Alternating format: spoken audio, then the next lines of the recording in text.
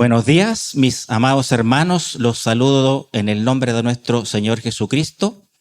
Por la gracia de Dios, nuevamente estamos predicando la palabra de Dios y con la ayuda de Él vamos ahora a iniciar este capítulo 14 del libro de Romanos.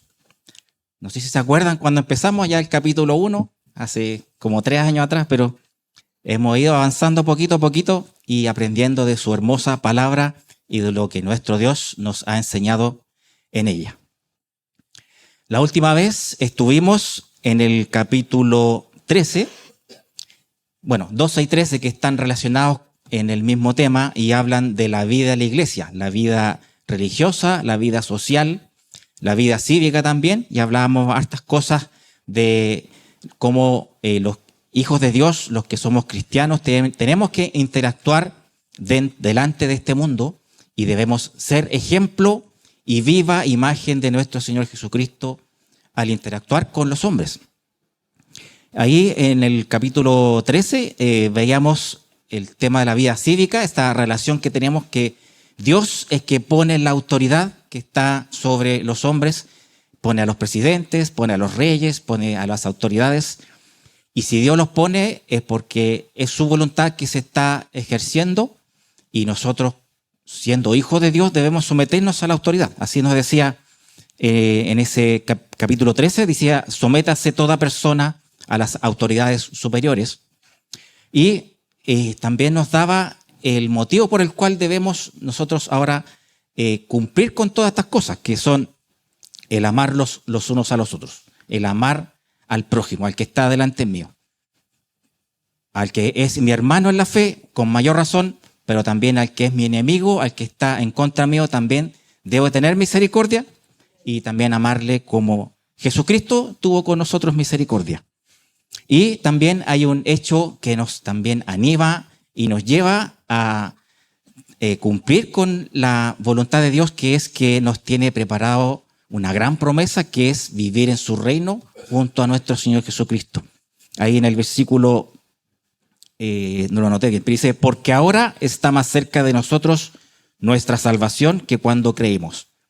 Un día creímos, pero hoy día y cada día que pasa estamos más cerca de esa gloriosa venida de nuestro Señor Jesucristo, cuando venga por sus hijos y por fin se consume todo el plan de Dios para con nosotros y estemos junto a Él y en su reino.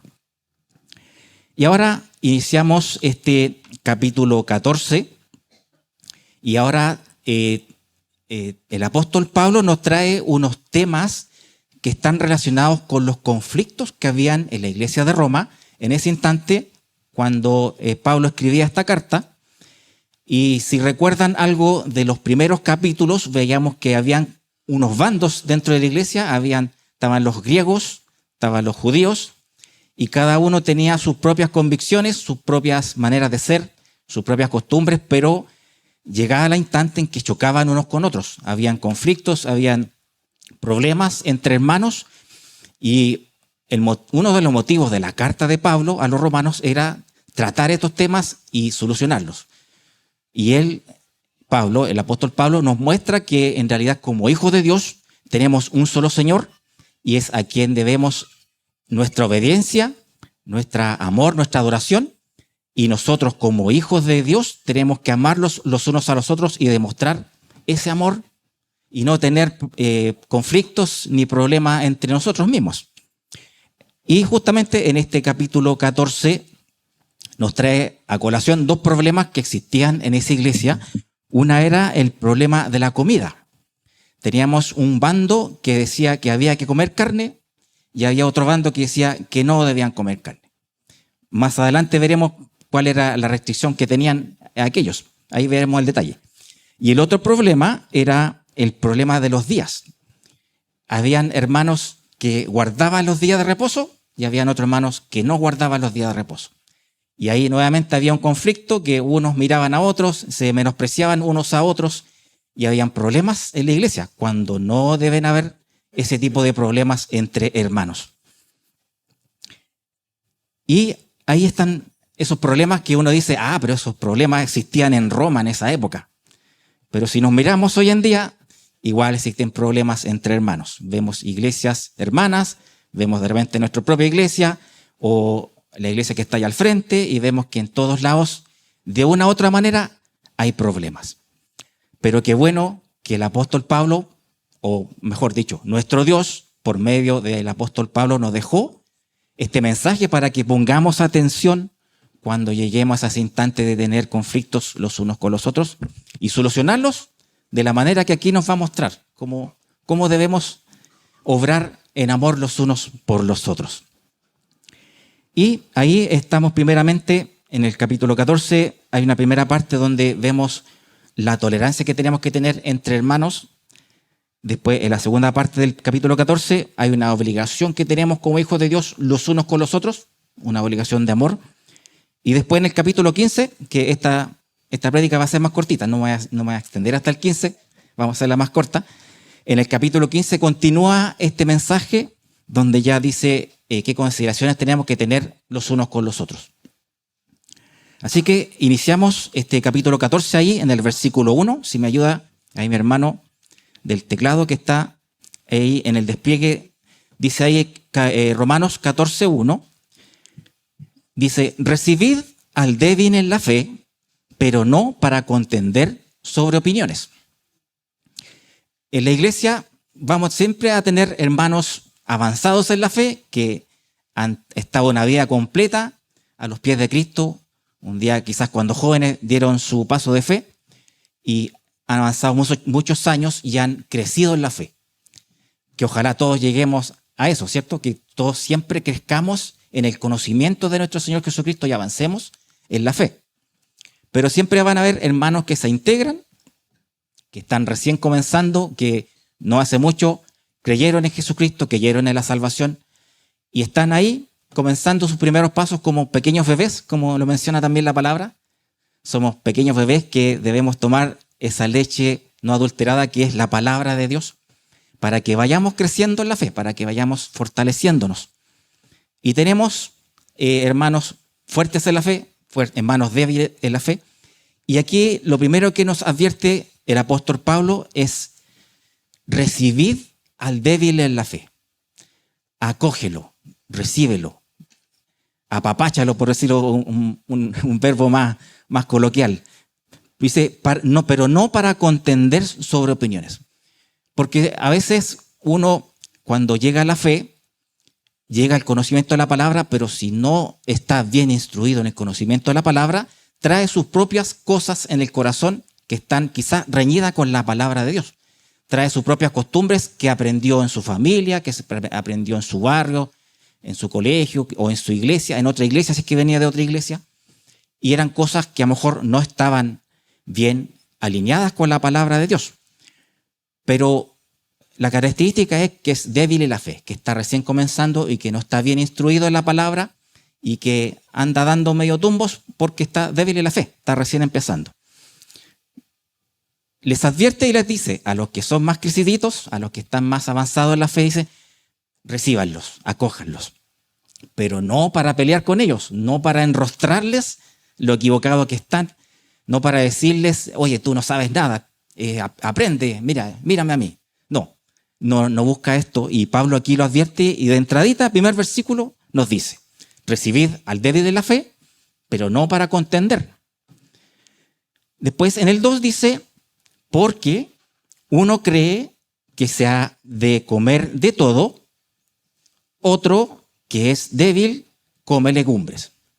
Entonces ahí introduce el problema que había, que Pablo, el apóstol Pablo, va directo al grano a atacar el primer problema que tenían. Que había esta situación en que había hermanos que no estaban dispuestos a comer carne, porque en esa época la carne, o digamos, había carne, se podía comer carne, pero la mayor parte de la carne se ofrecía en ofrecimiento a los ídolos, a los dioses paganos. Y esa carne que no se consumía, después se usaba en las carnicerías y se vendía para consumir, para no desperdiciarla. Entonces todos decían, esa carne fue ofrecida a ídolos, por lo tanto yo no voy a comer esa carne. Y se producía ese problema, que había hermanos, había hijos de Dios que estaban en esa iglesia que no estaban dispuestos a consumir ni un solo gramo de carne y solamente se alimentaban ahí de legumbres, pero la palabra en griego habla de vegetales, legumbres, verduras, frutas, etc. Y no comían carne, la dejaban de lado. Y estaban los otros, los que sí estaban dispuestos a comer carne, aunque fuera también ofrecida a los ídolos, porque tenían una convicción en el corazón de que esa carne en sí no era la que nos condenaba, sino que era el pecado en su corazón la que los condenaba, y era Jesucristo el Señor quien los limpiaba de todo pecado y toda maldad, no la carne que estaban consumiendo. Entonces se producía que unos enrostraban al otro: tú estás comiendo carne contaminada, te vas a podrir en el infierno. Y el otro dice: no, yo soy salvado por mi Señor Jesucristo, Él me liberó de todo pecado y toda maldad. Y se producía este pequeño conflicto, o quizás grande, que Pablo tuvo que dejarlo claro acá en este mensaje. Entonces dice: porque unos creen que se ha de comer carne, o sea, se ha de comer de todo, incluyendo la carne, pero otro dice que el que es débil come legumbres. Ahora, ¿por qué lo llama débil? Porque no tenía en su corazón el conocimiento de que era en Cristo en quien tenemos salvación, en quien tenemos perdón de pecados. No tenían esa restricción porque estaban libres en lo que es la salvación, libre en lo que es el evangelio de Jesucristo nuestro Señor, que va más allá de lo material, va más allá de la carne, y que cuya médula ósea es el amor a Cristo y el amor entre hermanos. Entonces, claro, habían los que se limitaban en su corazón a decir: no, yo no voy a comer carne por este motivo. Pero se producía el conflicto con aquellos que sí comían carne y pensaban que eran inferiores y se menospreciaban unos a otros, que es algo que Jesucristo nuestro Señor no quiere para su iglesia y no quiere para sus hijos. Después ahí en el 3 dice: el que come no menosprecie al que no come, y el que no come no juzgue al que come, porque Dios le ha recibido.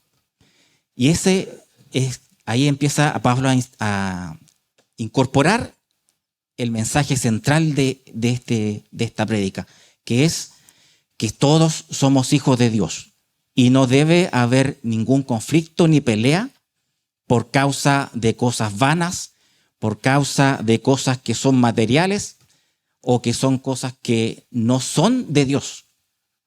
Porque Dios quiere que todos vengan a salvación. Dios quiere que todos los que son sus hijos se amen los unos a los otros.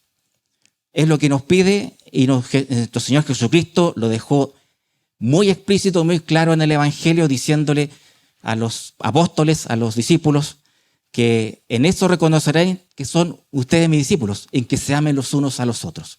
Ese es el mensaje central, el amor a Dios y el amor los unos por los otros. Por lo tanto, Pablo le dice a la iglesia de ahí: el que come carne, no menosprecie al que no come. Y el que no come, no juzgue al que come, porque Dios le ha recibido. Dios recibió al que come carne, Dios recibió al que no come carne, y el hecho de comer o no comer carne no transgrede la voluntad ni la doctrina de Dios.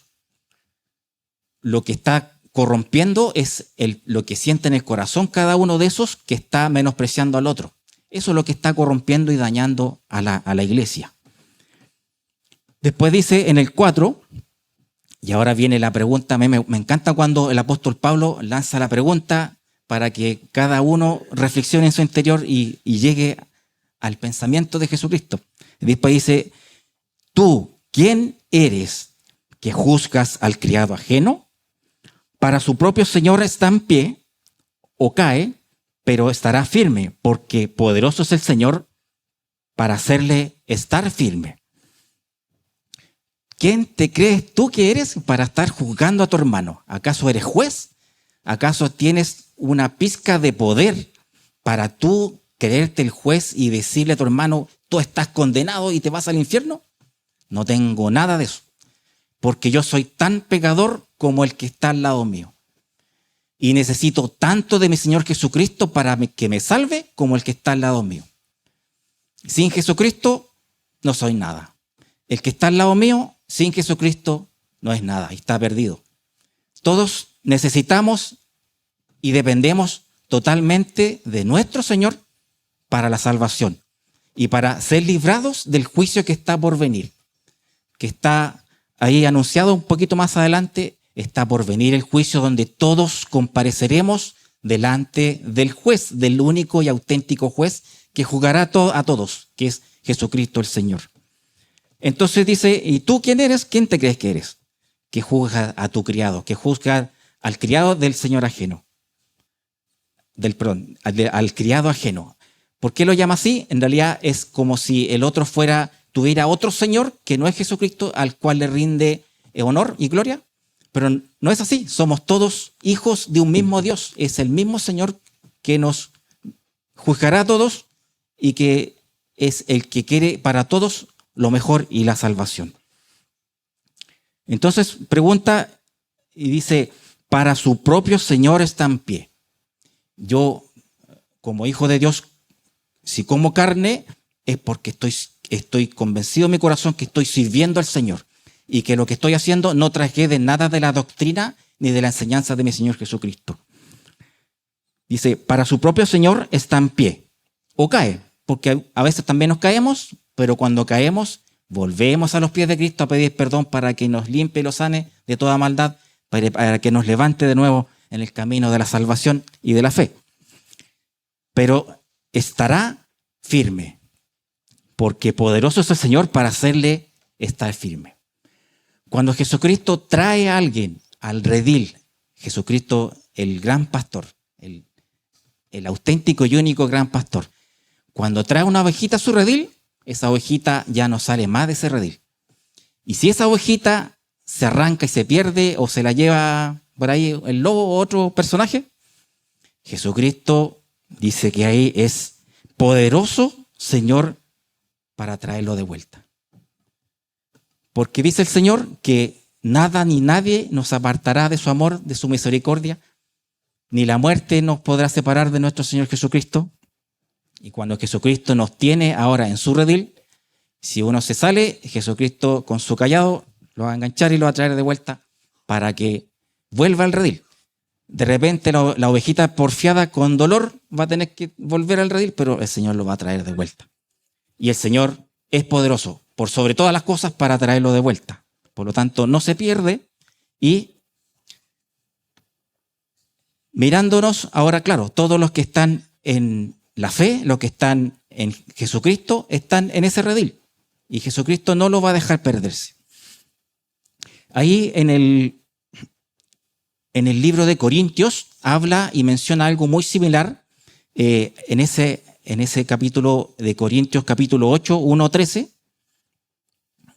Si quiere, mi hermano, lo despliega, está en 1 Corintios 8, pero nos enfocamos en el 12 y el 13. 1 Corintios 8, 12 y 13. Ahí. Habla y menciona el mismo tema, el del sacrificio a los ídolos, lo sacrificado a los ídolos, y habla de esto, la carne que se usa de la carne de animales que se usa para el sacrificio de los paganos. Pero aquí habla importante y es lo que tenemos que tener en nuestro corazón cuando estemos ahí. Dice en el 12, de esta manera, pues, pecando contra los hermanos e hiriendo su débil conciencia, contra Cristo pecáis. Por lo cual, si la comida le es a mi hermano ocasión de caer, no comeré carne jamás para no poner tropiezo a mi hermano.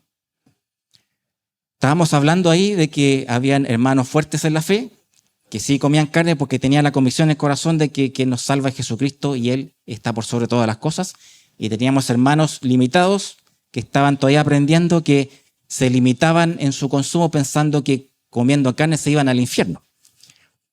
Pero una de las primeras cosas, y que ya Pablo lo mencionó, es que el amor los unos por los otros es el que tiene que primar en esta ocasión.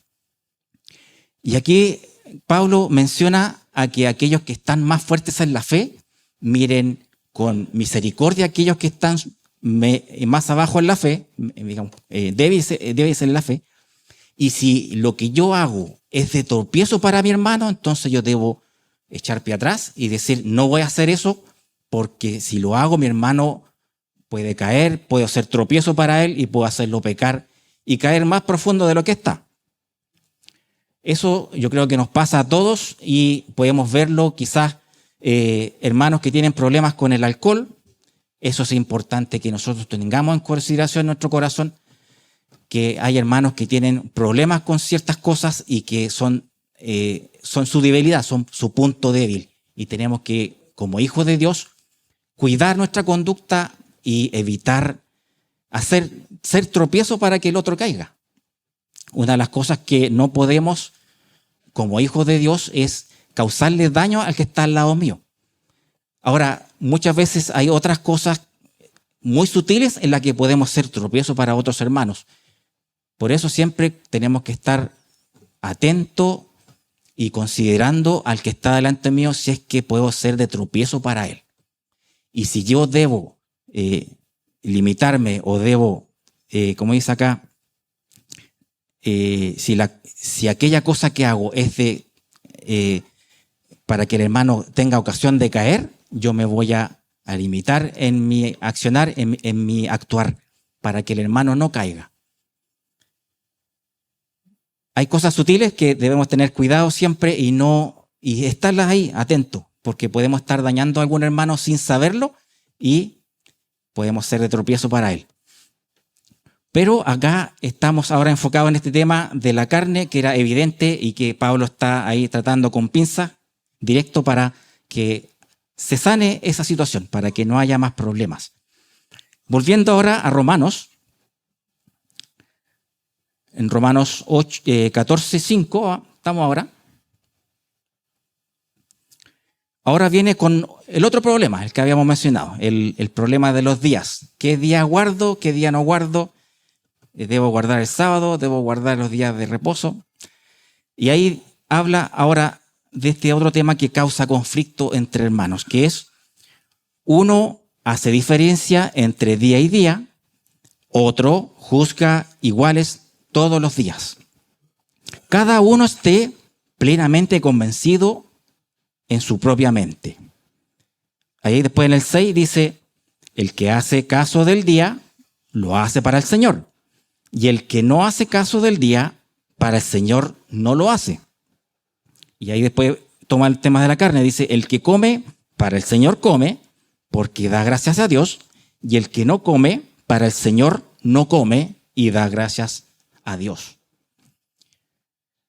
El tema de los días era lo mismo. Los judíos tenían escrito en su corazón la Torá y guardaban el sábado, guardaban los días de fiestas, las fiestas del Señor, el Pesaj, tabernáculos, Yom Kippur, el día de la expiación, y todos esos días los guardaban sagradamente, pero Jesucristo es nuestro Señor, el que cumple la Torá, quien es el que cumple la ley, es Jesucristo el Señor. Ahora uno dice, nosotros no guardamos el sábado como lo guardamos los judíos, porque el sábado es el cumplimiento que Jesucristo hizo por nosotros. Es Jesucristo quien para nosotros cumple la ley, porque para nosotros, los hombres, es imposible cumplir la ley en toda su extensión. Y Jesucristo vino a cumplir la ley para que el hombre tuviera salvación, y todos los que están adheridos al pacto de Cristo tienen esa salvación y ese cumplimiento. Entonces acá había, claro, hermanos judíos que guardaban el sábado sagradamente, y había hermanos que no lo guardaban sagradamente, pero se producía nuevamente el conflicto, que los que guardaban menospreciaban a los que lo guardaban, y así recíprocamente, y se volvía a producir el mismo conflicto que con el consumo de la carne. Y había nuevamente problemas y discrepancias dentro de la iglesia, y entre hermanos dejaba de existir la coinonía que debía existir entre hijos de Dios. Pero Pablo ahora nos dice que en realidad lo medular no es esto que lo carnal, lo terrenal. Lo medular aquí es otra cosa. Lo que nos une es otra cosa. Y ahí pasamos ahora en el versículo 7.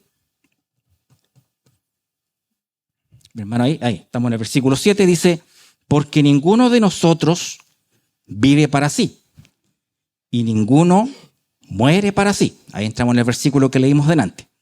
En el 8 dice, pues si vivimos, para el Señor vivimos, y si morimos, para el Señor morimos. Así pues, que vivamos o que muramos, del Señor somos, ¿cierto?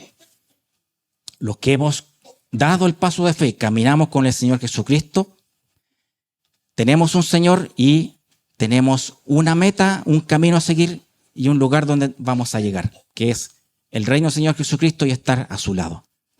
Si en el camino empiezo a tener desvíos, me empiezo a alejar de ese camino, pero poderoso es el Señor para traernos de vuelta y volvernos al camino.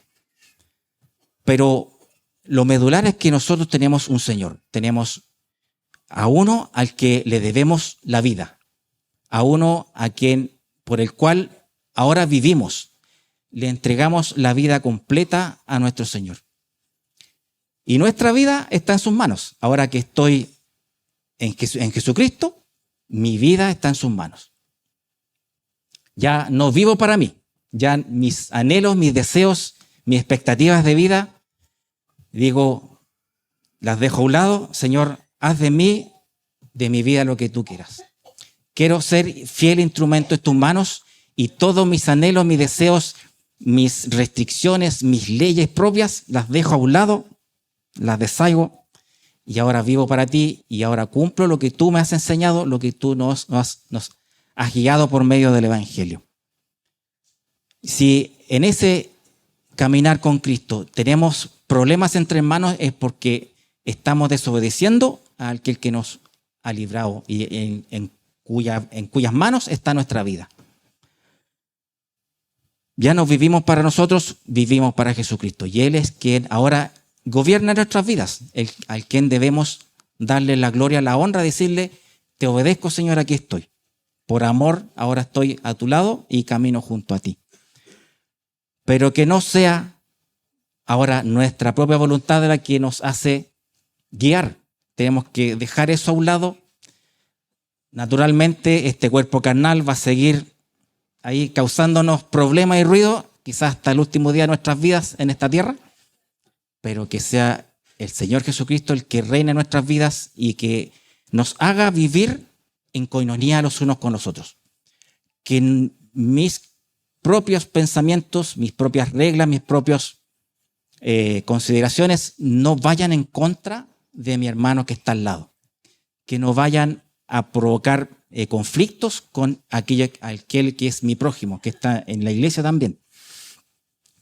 Dice ahí después en el 9, porque Cristo para esto murió y resucitó y volvió a vivir para ser Señor así de los muertos como de los que viven. Los que viven, estamos aquí viviendo para Cristo, obedeciéndole y buscando hacer su voluntad, sometiéndonos día a día en esta lucha, día tras día, contra el pecado, contra nuestra propia voluntad. Los que ya murieron están ahora en las manos del Señor, están ahí en el cielo, esperando la gloriosa redención, el día que ahora Jesucristo nos haga efectiva la resurrección para todos sus hijos con un nuevo cuerpo, una nueva vida eterna junto a Él. Y el Señor Jesucristo está por sobre todos, está por sobre los que estamos viviendo, está por sobre los que ya fallecieron. Los que ya fallecieron ahora están en su gloria, están ahí esperando ese instante glorioso. Nosotros acá seguimos luchando día tras día, pero este mensaje está para los que aquí seguimos todavía luchando, los que estamos ahí en la iglesia, los que quizás están en el mundo también esperando llegar a los pies de Cristo, que obedezcamos a su palabra, que se transforme auténtica y realmente nuestro Señor, en nuestro guía, en nuestra manera de ser, que nuestra vida sea de Él, auténticamente de Él. Entonces, ahora pregunta nuevamente en el 10. Ahora que tenemos algo en común que nos tiene que unir siempre. En el 10 dice, pero tú, ¿por qué juzgas a tu hermano? O tú también, ¿por qué menosprecias a tu hermano? Diciéndole a un bando y al otro. porque todos compareceremos ante el tribunal de Cristo. Todo lo bueno o lo malo que hagamos estará ahí publicado en ese juicio cuando vayamos al tribunal de Cristo y Él nos juzgue, los que estén en Él para recibir el premio y los que no estén en Él para recibir el castigo. Pero como estamos hablando ahora de los que están en la iglesia, los que están realmente en los caminos de la fe, no se olviden que están en Cristo, tienen salvación, pero tendrán que pasar también por este juicio. Y tendremos que dar cuenta de lo bueno y lo malo que hicimos en esta vida.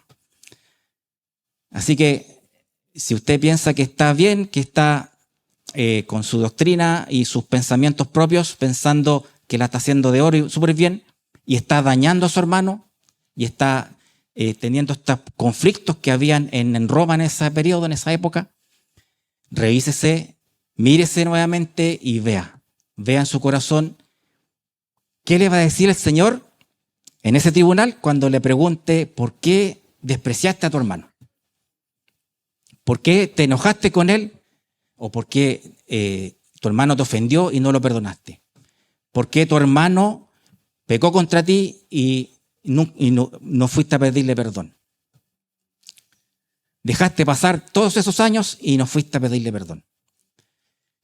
Alzabas la mano para darle la gloria a Dios, pero lo único que te pedía era que fueras a nuestro hermano y le pidieras perdón. O te pedí que fueras a predicar la palabra y a la esquina y no fuiste capaz de ni siquiera ir a la puerta de tu casa. Te dije que fueras a la iglesia para que aprendieras la palabra de Dios y te quedaste viendo Netflix, viendo películas. Estaban entretenidas las películas, pero ¿qué pasó con tu corazón? Nunca aprendió lo que tenías que aprender en la iglesia, lo que tenías que guardar en tu corazón, para que cuando llegue el tribunal de Cristo podamos decirle: Señor, aquí estoy, hice mi mayor esfuerzo y ahora estoy en tus manos. Ojalá que Jesucristo diga: siervo fiel, en lo poco fuiste fiel, ahora te daré mucho, ¿cierto? O que dice otra palabra, que tengamos esa poder, eso es poder estar de pie delante del Hijo del Hombre y que Él nos pueda mirar con amor, con misericordia y decirle: bien, siervo fiel, has cumplido. Pero tenemos que empezar desde ya. No podemos llegar a ese día al tribunal para decirle: no, ya no hay nada que hacer. Hoy día, ahora ya podemos hacer algo.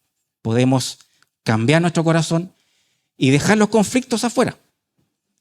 Y perseverar en la palabra de Dios para aprender estas cosas, perseverar en el perdón, perseverar en ir a hacer la voluntad de Dios y entregar nuestra vida a aquel que dio la vida por nosotros, para que caminemos junto a Él.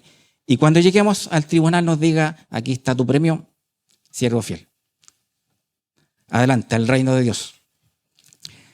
Y ahí corona y termina esta primera parte del capítulo 14, en el versículo 11 y 12, dice: porque escrito está, versículo 11 y 12 dice: porque escrito está, y nos trae a recuerdo, el apóstol Pablo le encanta mirar al Antiguo Testamento y ver que lo que estaba escrito hace mucho tiempo atrás se hace efectivo y es verdadero y se aplica a cualquier tiempo, y dice: porque escrito está, vivo yo, dice el Señor, que ante mí se doblará toda rodilla y toda lengua confesará a Dios. El otro día veía a un diplomático, no era un parlamentario de Turquía, no sé de qué país de por allá, que estaba hablando en contra de Israel, en contra de Dios, y ahí mismo, en el mismo púlpito donde estaba hablando, cayó muerto con un ataque al corazón. Ese hombre ya pasó directo para ser juzgado, pero todo hombre, haya estado en la iglesia o no haya estado en la iglesia, comparecerá delante del Hijo del Hombre, delante de Jesucristo. Ninguno se va a salvar, ninguno va a poder decir: no, yo me voy a arrancar, voy a irme por la puerta chica y el Señor no me va a pillar y no me va a juzgar todas las maldades que he hecho. Todos vamos a pasar por allá y todos vamos a dar cuenta ante el Rey de Reyes y Señor de Señores. Porque escrito está que ante mí se doblará toda rodilla y toda lengua confesará que es Dios. Todo aquel que decía no existe Dios, ese es un cuento de hadas, una fábula, tendrá que decir Jesucristo es el Señor y Salvador. Es el auténtico Hijo de Dios, como clamaba el centurión a los pies de la cruz. Él es el Hijo de Dios, es el Rey de Reyes, Señor de Señores, y es mi Señor. A Él doy gloria y honra, a mi Señor Jesucristo. Y ahí en el 12 dice, de manera que cada uno de nosotros dará a Dios cuenta de sí, de estas cosas que estamos haciendo en la iglesia y que no estamos haciendo también, vamos a dar cuenta a nuestro Señor Jesucristo. Así que ahora en el 13, ahí vamos al 13, como moraleja final para que todos hagamos caso y pongamos atención como estamos viviendo la vida cristiana. Dice, así que ya no juzguemos más los unos a los otros, sino más bien decidid de no poner tropiezo u ocasión de caer al hermano. En amor los unos por los otros, estando siempre velando por nuestro hermano, si está débil en la fe, con mucho amor, con mucha paciencia, con mucha misericordia, guiarlo a los pies de Cristo y a los caminos de la fe. Guiarlo al conocimiento de la palabra de Dios. De repente tenemos esa tendencia de que nos creemos muy doctos, muy maestros de la ley, que conocemos muy bien la palabra y queremos y vamos a andar hermano que recién comienza y vamos muy altivos, pero en realidad no somos simples siervos de Jesucristo, simples siervos de Él. Y no voy en mis fuerzas a hacer la voluntad de Dios o las tareas que Él me encomiende, voy en las fuerzas de Él.